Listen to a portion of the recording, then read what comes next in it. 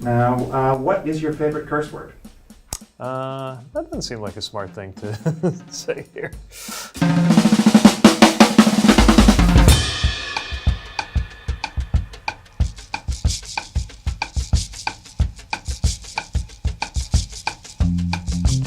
Well, I got into a lot of trouble for sticking to my convictions on the question of whether a hot dog is a sandwich, which it clearly is not, and just have to accept the consequences of that position. Dog sitting, I think, in the neighborhood. I used to be pretty good at wrangling basset hounds. Anyway, it was honest work.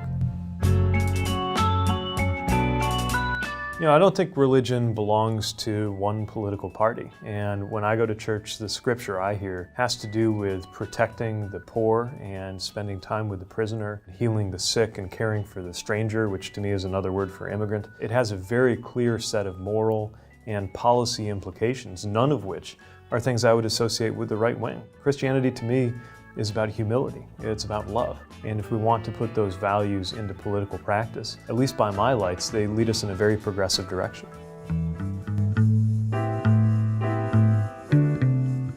When you're a mayor, everything you do has a direct impact on someone's life, from changing the way we do trash pickup to when we dealt with 1,000 vacant and abandoned houses. It was an initiative of ours, 1,000 houses in 1,000 days, and people come up to me all the time and let me know how that changed their neighborhood. We tore down the ones we had to, we saved the ones we could, and it really changed a lot of things for a lot of people. Bite my nails sometimes. Justin usually catches me on that. He says I chew loudly. I don't think that's true, but he's probably right. Well, if I get less than 8, you can see it in my mood. If I get less than 6, you can see it in my performance. Well, the most important thing we have to deal with is our democracy itself, because every other issue I care about, from climate change to gun violence to education, isn't going to get handled very well until we fix the structures of our government itself. That's why we need, if necessary, constitutional reform to get money out of politics, to make sure that districts are actually drawn so that politicians are chosen by voters instead of what's happening now, which is that politicians choose their voters by the district lines. We need a stronger and more robust system for handling all of the policy issues of the day. And the most elegant feature of our constitutional system is its capacity for self-healing, our ability through law and sometimes even through amendments to make the system work better for all of us. Last time I think I did Hotel California, but it turns out that's pretty long for karaoke. I hadn't thought about that.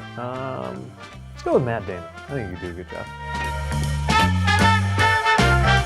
I was not religious, almost to the point of being anti-religious as a teenager, only to find that faith came to play a very important part in my life as I grew older. Obviously, I experienced one form of it in that when I was first in the military, it was not possible for me to be out without losing my job. You see cases of discrimination everywhere we go, even today. Racial justice is a long way away from us. Sexism is alive and well and helps explain pay disparities that we see in just about every industry. We've all got a lot of work to do. There should be solidarity among all of us, whatever majorities and minorities we belong to beat that back, because we're all better off when discrimination doesn't twist the social and political fabric we live in. I think because I'm kind of analytical, they may underestimate the extent to which I'm emotional too, but that's why I'm analytical, because I experience a lot of powerful emotions and I think about what they mean and what I can learn from them. The political figure I was most starstruck by as a kid was Ted Kennedy.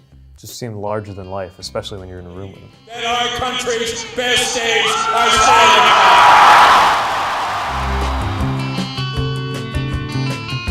Well, when I finished running for the DNC chair, it was a sprint. It was about an 8-week-long campaign that went from coast to coast, and at the end, I had nothing left. So I did whatever I do when I'm out of gas, which is find Chasten and go someplace with him, read a book, and just get back in touch with who I am. On a daily basis, there's not always a chance to take a trip when I'm tired, but when we curl up with our dogs, Buddy and Truman, it's pretty restorative pretty quick. Chasten is the love of my life. He's my husband. I love him because he makes me happy and because he makes me a better person.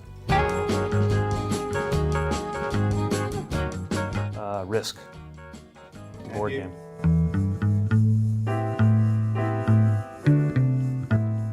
So in a speech in early 2015, I used that language, all lives matter, as a way that I thought would be a unifying message on why we needed to support racial justice and why we needed to support one another across and through law enforcement and the rest of the community. By later on that summer, it became more and more widely understood that that had emerged as a kind of counter slogan to Black Lives Matter. Once I realized it was being used in that way, I stopped talking about it that way. Nobody thinks that all lives don't matter. The point is, Black Lives Matter emerged because it had to be said, because a lot of people felt like they could no longer take for granted that their lives were being counted the same as everybody else's. And what Black Lives Matter has done has been to raise consciousness as well as try to fix policies that are leading to unarmed young black men being killed at alarming rates in our cities. And I've known throughout my time as mayor, as somebody who oversees a police force in a diverse community, that I have a responsibility to help deal with that.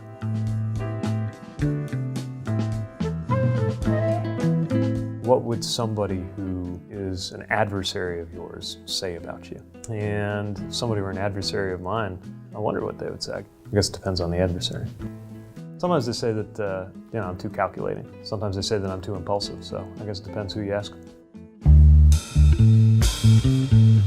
Hopefully voters will select the person they think can do the best job. Obviously, I am what I am, 37-year-old, gay, male, Episcopalian, Maltese American mayor. There are a lot of different people bringing different kinds of diversity to the conversation. I think that's a healthy thing. I think it will be extremely important for the next president to establish gender diversity and gender balance in the top levels of the administration, especially if the next president turns out to be a male.